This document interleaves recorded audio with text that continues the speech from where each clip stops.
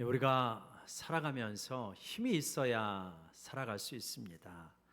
근데 이제 그 힘이 여러 가지 힘이 있죠. 근데 우리가 생각해 볼 때 적어도 이 5가지 힘이 있어야 인생을 잘 살아갈 수 있고 어떤 의미에서는 성공적인 삶으로 이끌어갈 수가 있다. 첫 번째는 뭐냐? 마음의 힘이 있어야죠. 심력이라고 하죠. 그러니까 마음의 힘이 없으면 조금만 어려움을 당하면 주저앉으면 어떻게 인생을 제대로 살아갈 수가 있겠습니까? 그런가 하면 마음의 힘만 가지고 되는 건 아니잖아요. 체력이 약하면 아무리 의지가 굳세해도 발휘할 수가 없습니다. 그래서 또 체력이 있어야 되고요. 체력뿐만 아니라 또 뭐가 있어야 됩니까? 또 지력이 있어야죠. 이렇게 급변하는 세상에서 세상을 빨리 따라잡고 그러기 위해서는 이 지력이 있어야 그래야 이 세상을 또 살아갈 수가 있습니다.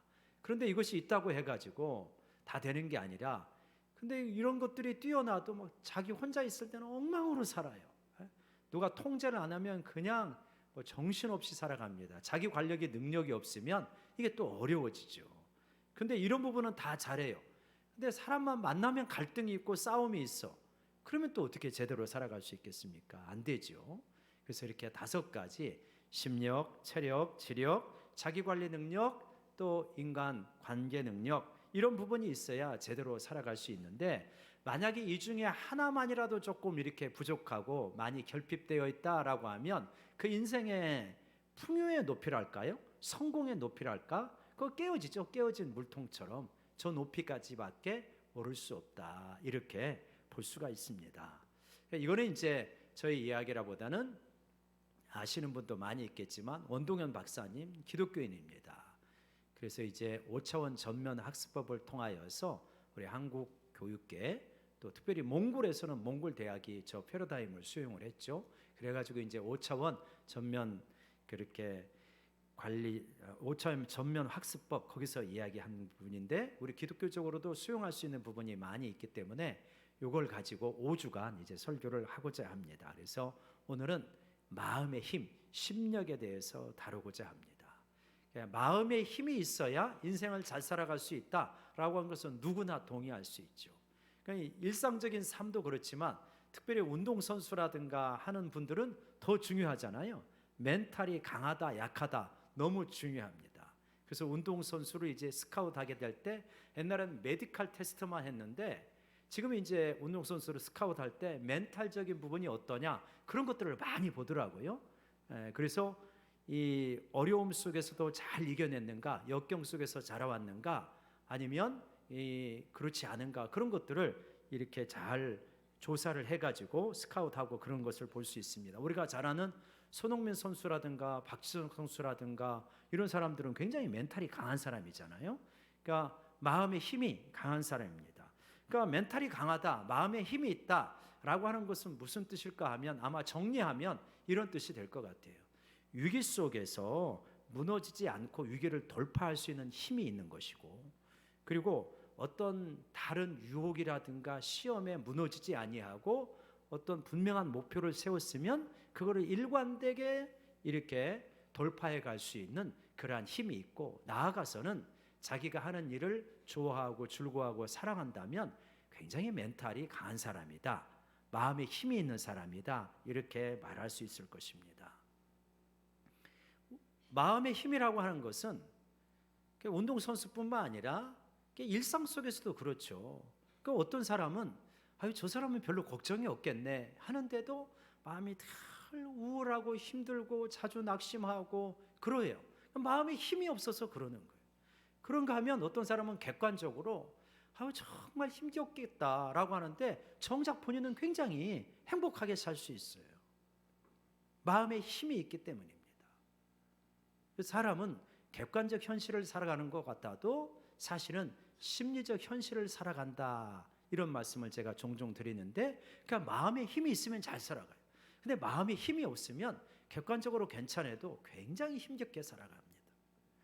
근데 이 마음의 힘이라는 게 내가 매사에 마음먹기에 달렸다라고 하기는 하지만 사실은 이 마음먹기가 그렇게 쉽지가 않다는 데 문제가 있는 거죠. 왜 그러냐면 뭔가 좋은 강연 한번 들었다고 마음의 힘이 쭉 생깁니까? 아니죠.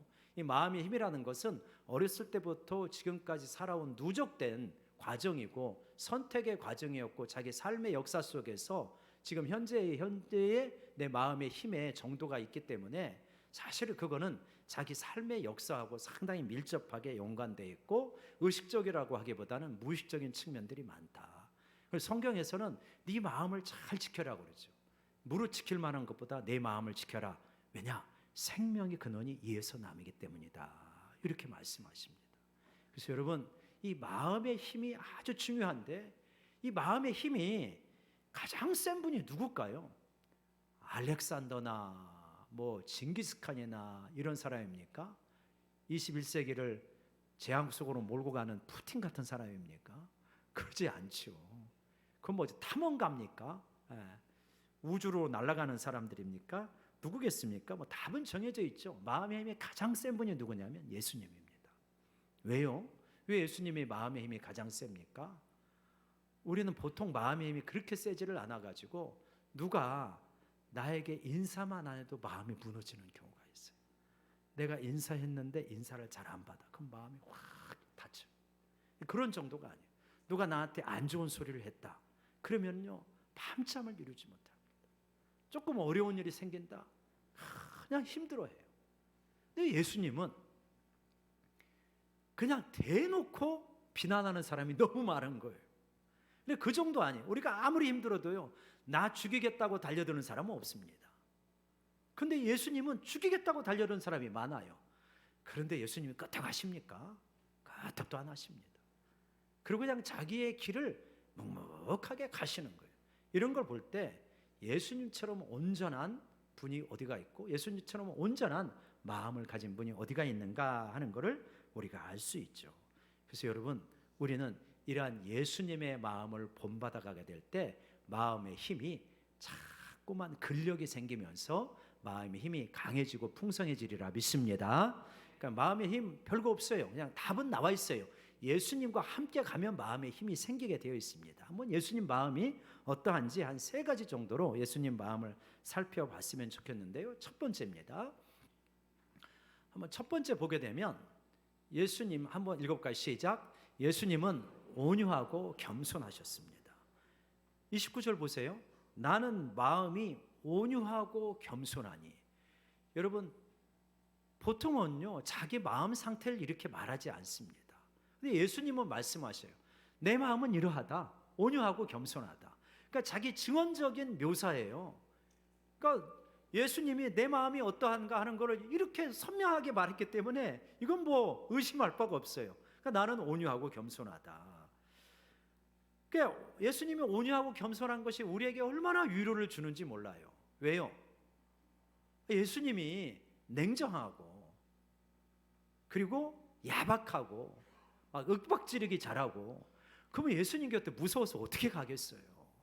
근데 예수님이 온유하고 겸손하니까 그 곁에 가기가 편안하고 좋은 거죠. 그러니까 예수님 곁에 가서 쉴 수가 있는 것이다. 그러니까 온유하고 겸손한 분이라고 하는 것은 뭐냐? 우리가 그 곁에 가가지고 안식을 얻을 수 있다, 이런 의미라고 말해요. 그래서 예수님께서는 나는 온유하고 겸손하니 나의 멍에를 메고 내게 배워라. 그리하면 너희 마음이 쉼을 얻는다. 그러니까 예수님 곁에 가서 우리가 쉼을 얻을 수가 있는 거죠. 여러분, 우리가 20세기의 우리 한반도에 이 세워졌던 어떤 이 권력, 그걸 보게 되면 20세기 전반에는 한국 사회는 군국주의 세력, 일제의 군국주의가 이 세계를 다스렸단 말이에요. 그러니까 군국주의의 리더십, 힘으로 찍어 누르는 그러한 리더십이 20세기 전반 우리 한국 사회를 누르고 있었죠. 그리고 나서 이제 6.25 전쟁이 있고 이승만 대통령 좀 하시다가 그만두고 박정희 대통령이 나와가지고 군부 독재를 하면서 전두환 대통령까지 해가지고 뭐 한 30년 정도 가까이, 그러니까 또 군부의 독재, 군부의 리더십이 우리 또 국민들을 누르는 시대였으니까 적어도 우리가 20세기 한 7, 80년 이런 거는 군인의 리더십이 우리 사회에 굉장히 익숙한 리더십이었어요. 그러면서 산업의 발전을 이루어가고, 그러면서 어떠냐면 우리 한국 사회에서 리더십이 있다라고 하는 것은 군인의 리더십과 같은 리더십, 보스형 리더십, 상명하복의 리더십이, 그게 리더십이 있는 걸로 생각하기가 쉬웠어요. 그게 우리 20세기 우리 한국의 역사이잖아요. 그런데 만약 시대가 그 이후에 많이 바뀌면서 지금 만약에 그러한 군인사회도 덜 그렇게 이제 안 하지만 상명하복의 이러한 그 리더십이 아니라 이제는 무슨 리더십을 회사나 뭐 이런 데서 공직사회에서 많이 강조합니까? 섬김의 리더십을 많이 이야기하죠. 서번트 리더십을 많이 이야기합니다. 왜 그랬습니까?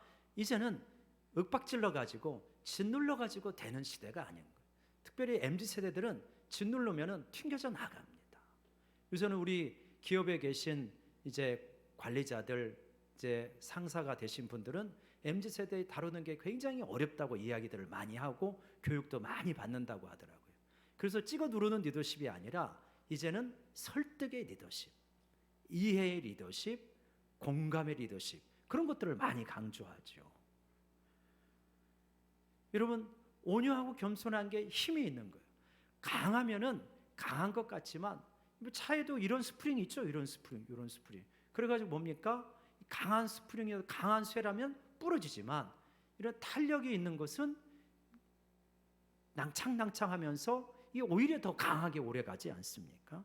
그래서 온유하고 겸손할 때 오히려 마음에 힘이 있는 것이고 오래 가게 되어진다.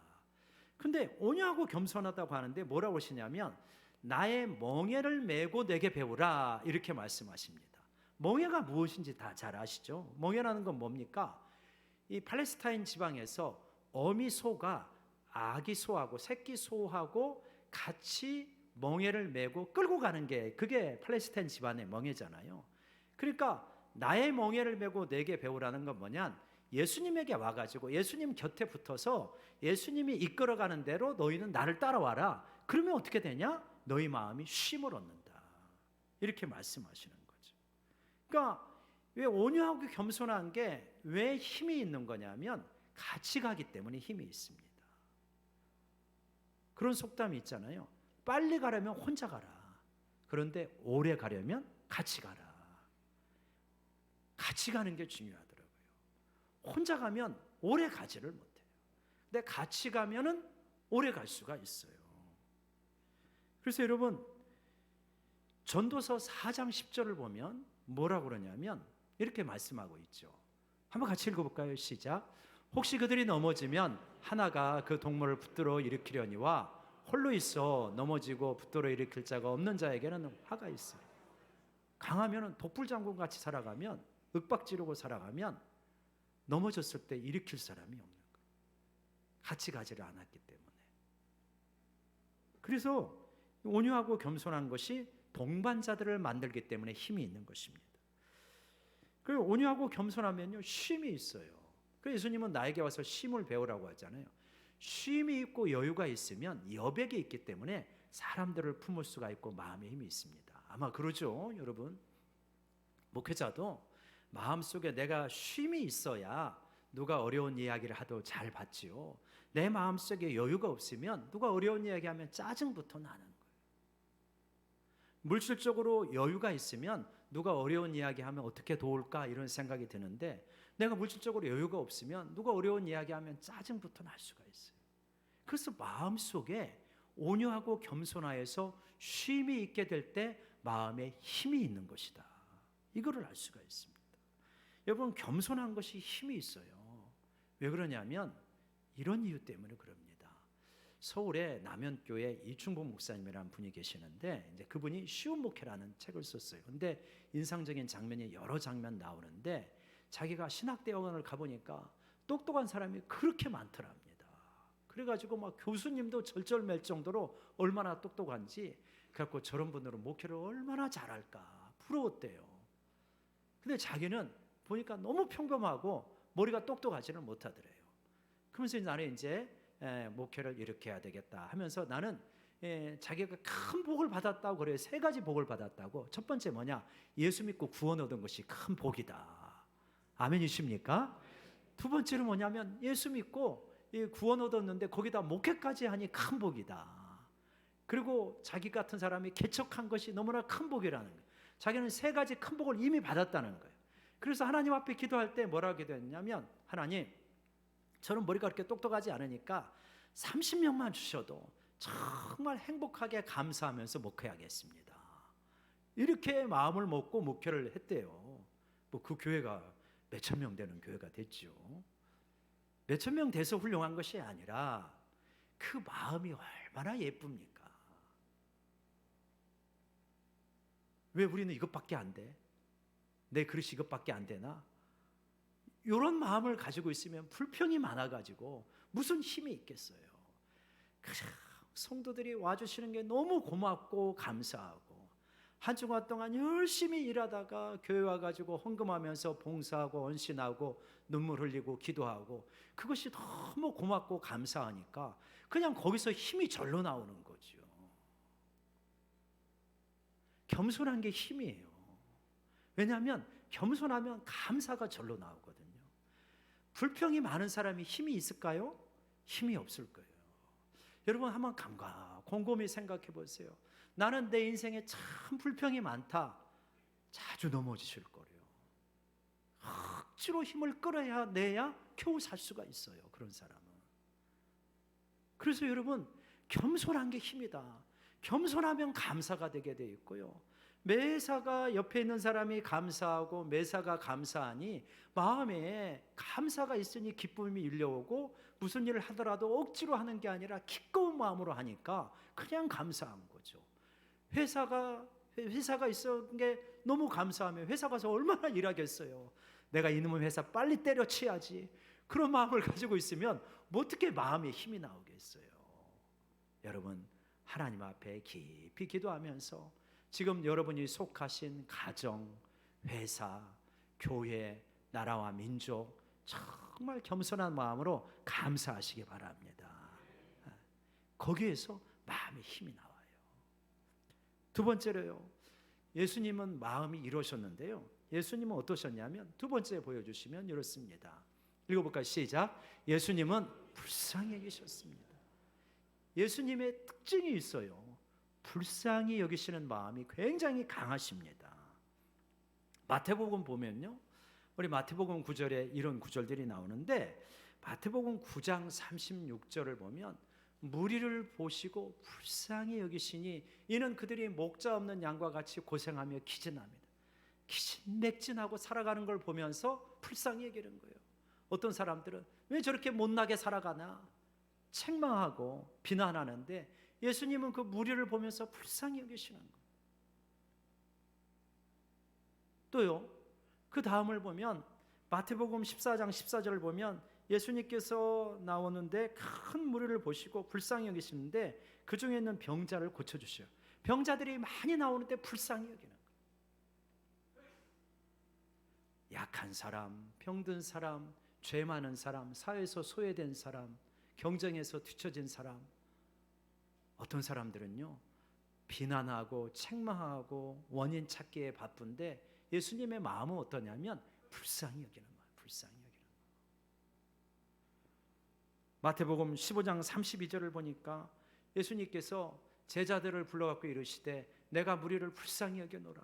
그들이 나와 함께 있은 지 사흘이나 되었는데 이제 먹을 것이 없이 돌아가니 길에서 기진할까 굶겨 보내지는 못하겠다. 이게 예수님 마음이에요.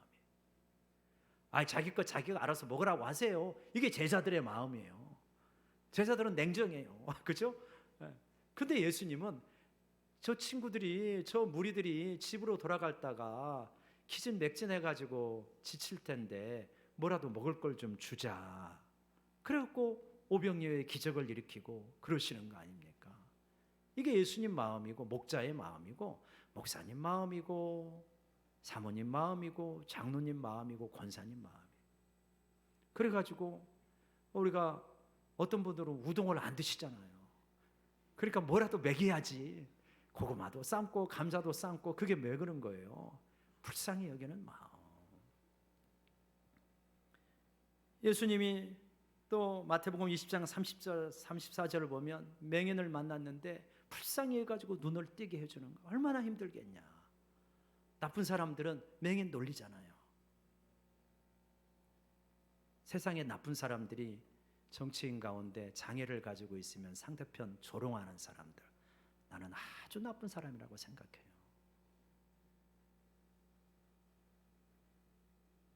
불쌍히 여기는 마음이 예수님 마음이에요. 보통 사람들은 잘 나가는 사람을 좋아하고 그 곁에 있기를 원하고 거기서 뭐라도 배울 게 있나, 콩고이라도 떨어지는 게 없나 그렇게 생각하지만 예수님 곁에는 병자, 죄인, 세리 뭐 이런 사람들이 늘 많지 않습니까? 왜냐? 불쌍히 여기는 마음이 많으시니까. 여러분, 마음의 힘이 어디서 나오느냐? 불쌍히 여기는 데서 나오더라. 그래서 예수님이 우리를 불쌍히 여기기 때문에 어떻게 해요? 십자가까지 지시는 거예요. 냉정한 마음에서 어떻게 십자가를 집니까? 불쌍히 여기니까 십자가를 지는 거지. 그 우리 인생을 가만히 되돌아보면, 저는 저의 목회의 여정을 되돌아보면 어떤 생각을 하냐? 참 하나님의 긍휼을 아니고서는 설명할 길이 없구나. 아마 여기 계신 많은 분들이 동감하시죠. 지금까지 살아온 나의 인생을 뒤돌아보니까 하나님의 나를 참 불쌍히 여기셨구나. 하나님은 만약에 냉정하게 대하시고 오직 공의로 대하셨다면 이 자리에 어떻게 앉아 있겠어요? 벌써 잘려도 벌써 잘렸지, 하늘나라에서. 근데 우리를 안 자르시는 거예요. 끝없이 기회를 주시고 기회를 주시고 또 믿어주시고 또 믿어주시고 그러는 거죠. 그래서 예수님께서는 네가 그렇게 불쌍히 여김을 받았냐? 그거 깨달았냐? 그러면 너희도 이렇게 해라 라고 이렇게 말씀하시죠. 마태복음 5장 7절에서 이렇게 말씀하셔요. 긍휼히 여기는 자는 복이 있나니 그들이 긍휼히 여김을 받을 것이며 불쌍히 여기는 자는 복이 있다. 그들이 불쌍히 여김을 받을 것이다. 우리 옆 사람 바라보면서 한번 고백합시다. 나 좀 불쌍히 여겨주세요. 시작. 나 좀 불쌍히. 우리 다 불쌍해. 좀 불쌍히 좀 여길 수 있는 마음을 가져야 돼요. 왜냐? 주님이 나를 불쌍히 여겨주시니까. AI 시대에 자산이 뭐라고 합니까? 로봇이 인간의 노동력을 대체하는 시대에 무엇이 자산입니까? 공감이라 그러잖아요. 공감이 뭡니까? 상대방의 아픔을 같이 느낄 수 있는 게 공감이잖아요. 그 처지가 얼마나 힘들까? 우리가 그 마음 속에 들어가 보지 않으면 사실 잘 몰라요. 그죠? 불쌍히 여기는 게 힘입니다. 그래서 엄마들은 강해요. 왜냐? 이 자식 가운데 속썩이는 자식이 있으면요, 형제들은 말합니다. 아이 그놈의 자식 내버려 살든지 죽든지 망하든지 흥하든지 그놈의 자식 지가 알아서 하라고 그래. 그러면서 냉정하게 거절하는데 엄마는 안 그러잖아요. 끝까지 믿어주고 끝까지 기회를 주고, 그게 불쌍히 여기는 힘이죠. 누가 강한 겁니까? 엄마가 강하지요. 불쌍히 여기는 게 마음의 힘입니다. 세 번째로요, 예수님이 이러신 분이었어요. 예수님은 이러신 분이었는데 우리 세 번째 한번 보여주실까요? 같이 읽읍시다. 시작. 예수님은 자신이 이 세상에 존재하는 목적을 분명히 하셨습니다. 그죠? 마음에 힘이 있는 사람의 특징은 뭐냐면 자기 정체성이 분명합니다. 내가 무엇을 내 인생 속에서 이루어야 될 것인지, 어떤 길을 가야 될지가 분명해져요. 근데 이게 없는 사람은 참 방황을 많이 해요. 바람이 이리 불면은 그래 부동산으로 가자. 바람이 이리 불면 그래 암호화폐로 가자. 뭐 이러면서 말씀을 들을 때는 그래 그의 나라와 의를 구하자. 친구 만나가지고 돈 벌었다니 그래 나도 지금 교회 정신 빠질 때가 아니고 내가 빨리 돈 벌어야지. 왔다 갔다 몇 번 하니까 인생이 다 끝나고 우물쭈물하다가 내 인생이 이럴 줄 몰랐네, 이렇게 돼버리잖아요. 목표가 분명하지 않고 인생의 정체성과 방향이 분명하지 않으니까 많이 흔들립니다. 요동을 쳐요. 여러분 그런 거 많이 들어보셨죠? 미국에서 그런 조사 많이 하잖아요. 인간을 종적으로 조사를 합니다. 그 사람의 일생을 쭉 추적하면서 조사하는 거죠. 하버드 대학을 나왔는데 어떤 사람은 성공하고 어떤 사람은 그렇지 않더라. 그런데 성공하는 사람들은 소수인데 그들 다 뭘 가지고 있더라? 인생에 대한 목표를 선명하게 가지고 있더라. 그런 이야기들은 우리가 많이 들었죠. 그러니까 하나님 앞에서 내 인생을 어떻게 살아갈 것인가가 정확하게 정리가 되고 기록이 되어 있으면 그렇게 좀 방황하는 것이 적습니다. 그러니까 예수님은 내가 왜 이 땅에 오셨는지, 하나님이신데도 불구하고 왜 이 땅에 오셨는지를 분명하게 말씀을 하십니다. 마태복음 20장 28절에서 그렇게 말씀하셔요. 인자가 온 것은 섬김을 받으려 온 게 아니다. 도리어 섬기려 하고 섬기러 왔다는 거예요. 또요, 그 다음을 보면 같이 볼까요? 시작. 자기 목숨을 망하는 사람의 대속물로 주려 합니다. 예수님은 자기 목숨을 우리를 구원하는 제물로 드리고자 이 땅에 오셨다는, 그래서 시험과 유혹을 이겨낼 수 있어요. 인생의 목표와 이 어떤 가치가 불분명한 사람은 유혹이 오면 자주 넘어집니다. 왜 이렇게 쉽게 넘어지는 거예요? 무엇을 위해 살아야 되는지가 정리가 안 돼 있으니까 쉽게 넘어지는 거예요. 그러니까 예수님은 이 목적이 너무나 분명하고 자신이 어떠한 죽음으로 죽어야 될지를 분명하기 때문에 마귀가 와가지고 시험을 하잖아요. 온 영광을 다 보여주십니다. 나한테 절만해, 나를 섬겨, 그러면 이 영광 다 당신한테 줄게. 우리가요, 세상 영광 다 아니어도 나한테 섬겨봐. 눈 한번 깜빡하고 눈 질끈 감고 나 몇 번만 섬겨봐. 내가 당신한테 몇 억 줄게. 안 넘어갈 사람이 얼마나 될까요? 많이 넘어갑니다. 근데 예수님에게는 이 세상 영광을 다 준다는 거예요. 근데 예수님이 뭐라고 그러십니까? 이 예수께서 말씀하시되 뭐라고 그러죠? 사탄아 물러가라.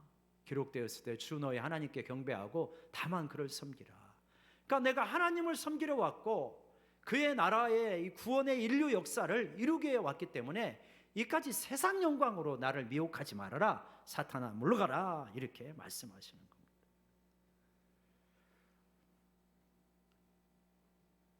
우리나라의 대표적인 교회, 이 한신교회를 개척했던 이중표 목사님 계시잖아요. 성가대가 성경 던져가지고 쫓겨나셨다는 분, 이중표 목사님이 전라도 부안인가 거기에서 젊었을 때 전도사로 가가지고 교회를 개척하고 목회를 했던 적이 있는데, 젊은 전도사님이, 결혼도 안 한 전도사님이 와가지고 목회를 열심히 하니까 동네 처녀들이 그 교회로 다 모이는 거예요.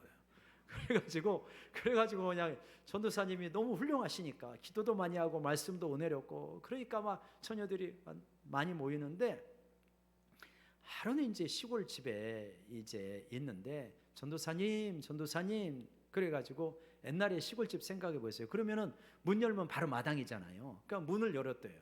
그랬더니 이제 한 이 자매가, 전도사님, 나는 전도사님이 참 너무 좋아요. 전도사님이 하자는 대로 할게요. 마당에서 그러시는 거예요. 그러니까 이 전도사님이 뭐라 그러냐면, 아이고 자매님, 제발 나 좀 살려주십시오. 나 좀 살려주십시오. 나는 목회하려고 이 하나님께 부름을 받은 사람이니 제발 나 좀 살려주십시오. 제발 돌아가 주십시오. 그렇게 해가지고 자매님 보냈다고 이야기하더라고요. 그럼 한번 들어와 보실래요? 이제 이러면 이제 안 되는 거잖아요. 이중표 목사님이 왜 그럴 수 있었겠을까요? 왜 그럴 수 있었을까? 나는 한국 교회, 그래 이름도 한신교회, 한국 조국에 대한 사랑이 굉장히 많으셨어요. 한국 교회를 새롭게 하겠다는 이 열망이 자기 인생의 목적이고 비전이었어요. 그래서 그럴 수가 있었던 거죠. 우리가요, 하나님을 사랑하고 하나님의 뜻대로 살고자 하는 열망과 이 목적이 불분명하면 시험이 오고 돈의 유혹이 오면 넘어지기가 쉽습니다. 그래서 삶의 목적이 분명했기 때문에 유혹을 이겨낼 수가 있는 거죠. 그게 마음이 강한 거죠. 그리고요, 이 삶의 목적과 방향성이 분명하면 자연스럽게 무엇이 나오냐면 강하고 담대함이 나옵니다. 예수님처럼 강하고 담대한 분이 누가 있어요? 굉장히 온유하고 겸손하시지만 한편으로 강하고 담대하십니다. 왜요? 나는 너희들한테 대접받으러 온 게 아니다. 오히려 당신들을 섬기고 당신들을 구원하기 위해서 내 목숨을 대속의 제물로 주려고 온 것이다. 그러니까 누가 뭐라고 하든 간에 신경을 쓰지 않아요. 그냥 이 길을 가는 거예요. 여러분, 나는 이 교회에서 하나님께 영광을 돌리고 영혼들을 섬기려고 하는 일에는 나는 그 일을 위하여 여기에 있다. 그러면 누가 뭐라고 하더라도 거기에 집중할 수 있는 거예요. 이 목적이 불분명하니까 누가 한마디 하면 그냥 속절없이 무너져요. 속절없이 무너져. 하나님께 영광을 돌리고 그분을 영원토록 출구하는 거. 저는 그래요. 하나님을 알고 그분의 사랑에 젖어 있고 그분의 사랑을 전하고 성도님들을 사랑하고 성도님들이 잘 되도록 섬기는 거, 이게 제 인생의 정체성이고 목표예요. 여러분, 이러한 하나님 앞에서의 정체성과 목표를 분명하게 정리하시고 마음속에 늘 새기시기를 바랍니다. 그러면요, 마음에 힘이 생기게 되어집니다. 그리고 딴 길, 곁길로 자꾸 안 가요. 그냥 이걸 향해서 가는 거예요. 어떻게 하면 우리는 예수님처럼 마음의 힘을 가질 수가 있겠습니까? 어떻게 보면 답이 나왔다고 볼 수 있는데요. 이게 구체적인 적용점을 한 4가지로 살펴보겠는데, 첫 번째입니다. 한번 같이 읽어보세요. 시작. 예수님과 동행하자. 첫 번째는 예수님과 동행하자. 아니, 마음의 힘이 가장 강한 사람은 예수님이기 때문에 예수님과 동행하면 마음의 힘이 강해지게 되어 있습니다. 예수님처럼 온유하고 겸손하게 사람을 섬기는 거죠. 예수님 주변에서 사람들이 나의 몽예를 배우고 내게 배워라. 그러면 너희가 쉼을 얻으리니. 그러니까 내게로 오면 쉼을 주는 거예요. 따뜻한 격려와 위로와 공감과 이런 걸 통해서 쉼을 얻는 거죠. 예수님이 그렇게 하셨듯이 불쌍히 여기는 거예요. 불쌍히 여기는 거. 여러분, 우리 사랑하는 부부끼리 여러분 불쌍히 여기시기를 바랍니다. 특별히 남편이 평생 가족을 위해서 일하잖아요. 그럼 아내들은 남편을 불쌍히 여기는 마음이 있어야 돼요. 얼마나 애를 쓸까. 사회에 나가서 정말 돈 벌기가 여러분 만만하지 않아요. 얼마나 어려운지 몰라요. 저도 자영업을 좀 해봤었는데, 여러분, 이 세상에서 제일 빠른 새가 뭔지 아세요? 월세예요. 월세.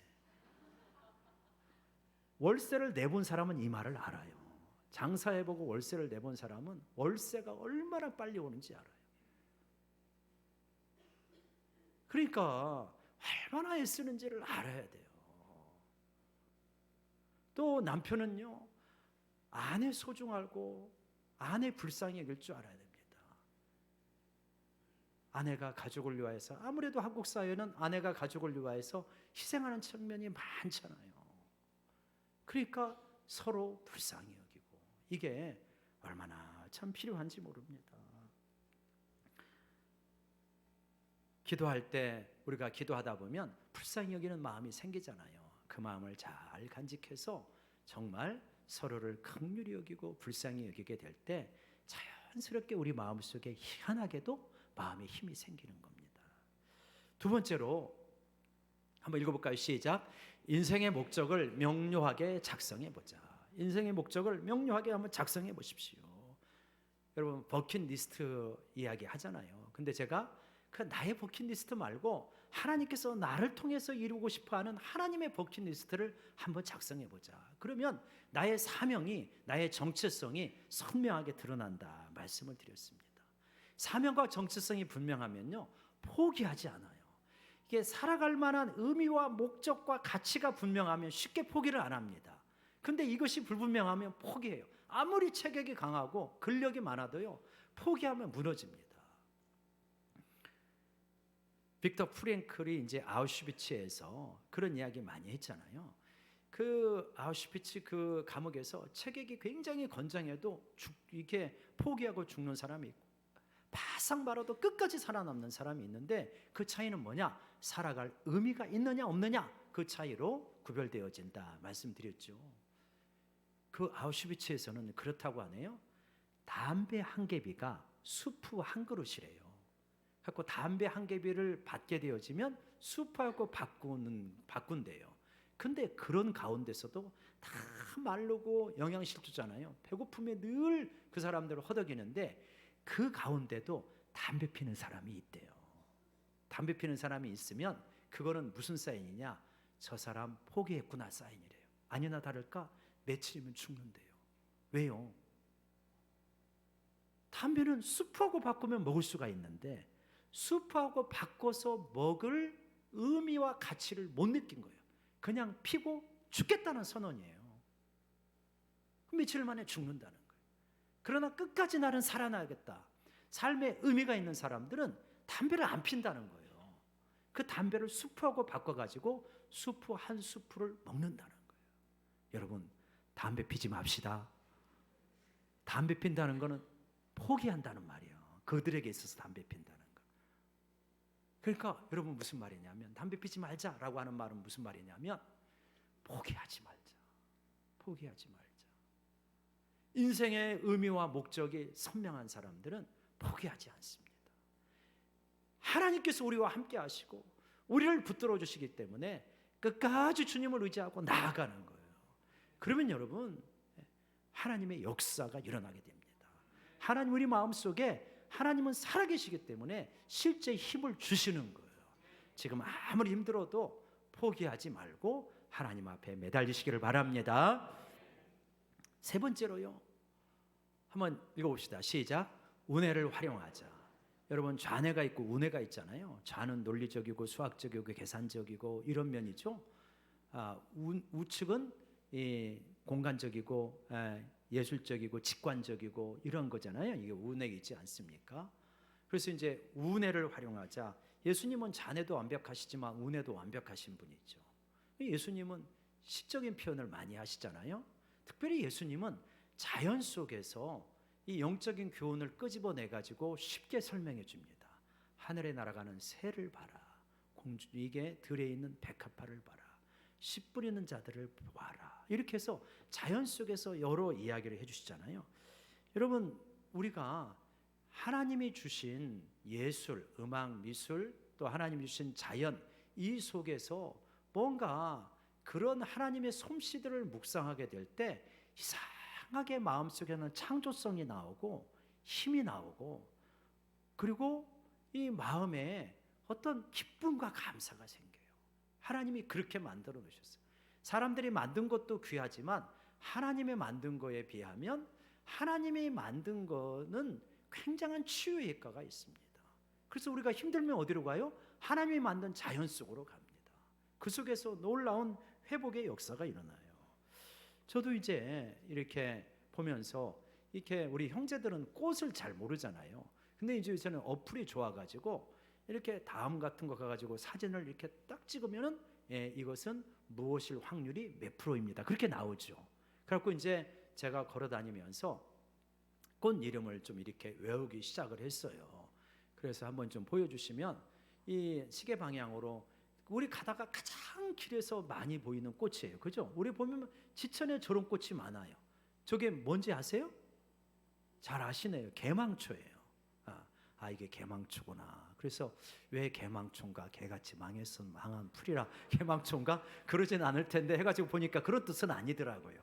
아무튼 개망초예요. 그래서 외우기가 쉽더라고요. 개망초. 그 오른편에 있는 거는 뭔지 아세요? 이거 찍으면 다 나와요. 천인국이더라고요. 천인국. 그리고 밑에 있는 거는 또 메리골드 이렇게 되어집니다. 이게 꽃을 보면서 음미하고 또 차이를 느껴보고 관찰해보고 그러면서 우리는 하나님의 솜씨를 느끼는 거예요. 그런 가운데서 마음속에 놀라운 회복이 있습니다. 한번 걸어가 보면서 새소리를 들어보세요. 새소리도 다 달라요. 다양합니다. 바람을 느껴보십시오. 한 시인이 그랬어요. 내 뺨에 부딪히는 바람을 느끼면 내가 살아있는 가치를 느낀다. 내 뺨에 부딪혀오는 이 바람결을 느끼면서 존재하고 있다는 희열을 맛보게 되는 거예요. 하나님의 치유와 회복이 자연 속에 있어요. 그런 걸 통하여서 마음속에 힘이 쌓이게 되어지고 강하여지고 회복이 되어지는 것이다. 이거는 그냥 일반적으로도 말하지만 예수님이 그렇게 하셨으니까 예수님을 우리가 보는 거죠. 그래서 특별히 자연 속에서 걷는 거는 굉장한 힘이 있습니다. 우리 마음속에도 놀라운 회복과 힘을 주셔요. 마지막으로 우리 네 번째 한번 보여주시면요. 읽어볼까요? 시작. 기도하고 묵상하자. 이 세상 것들을 묵상하기보다는 주님을 묵상하고 기도하고 주님에게 물어보고 음성을 들으려고 하고 이러는 것입니다. 특별히 여러분 생각을 하더라도 부정적인 생각을 하면 힘이 빠져요. 주님에 대해서 자꾸 생각하고 주님의 말씀을 암송하고 묵상하고, 그리고 특별히 주님께서 얼마나 우리를 사랑하셨는가 이런 내용을 좀 자주 묵상하고 내 자신에게 선포해주면 힘이 됩니다. 여러분 어떤 사람이 마음에 힘이 있는 거예요? 어떤 사람입니까? 엄마 아빠한테 사랑을 많이 받은 사람이 힘이 있어요. 너는 잘할 수 있다고 격려를 많이 받은 사람이 힘이 있어요. 근데 예수님은 그러시는 거예요. 하나님은 그러시는 거예요.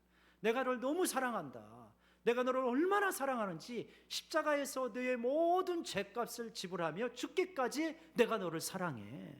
그 사랑의 말씀을 내 마음속에 심어주고 선포해주고 내가 나에게 속삭여주고, 그렇게 되어질 때 하나님의 사랑이 흘러들어오면서 내 마음속에 힘이 생기는 것입니다.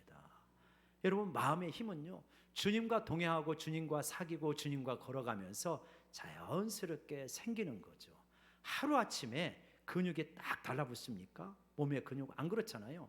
오랫동안 훈련하게 될 때 몸의 근육이 달라붙듯이 마음의 근육의 힘도 마찬가지죠. 주님과 같이 동행을 하면서 바르게 잘 동행하면요, 마음속에 힘이 생깁니다. 우리는 이 세상 어떤 사람들보다 마음의 힘이 강할 수 있는 사람들이에요. 왜요? 세상에서 가장 마음의 힘이 강하셨던 그분이 내 안에 계시기 때문에, 그분이 나와 동행하시기 때문에, 그분이 내 삶을 이끌어 주시기 때문에 그분과 함께 가시면서 마음의 힘을 강하게 키워나가서 승리하는 우리 모두가 되시기를 주의 이름으로 축복합니다. 기도하십시다.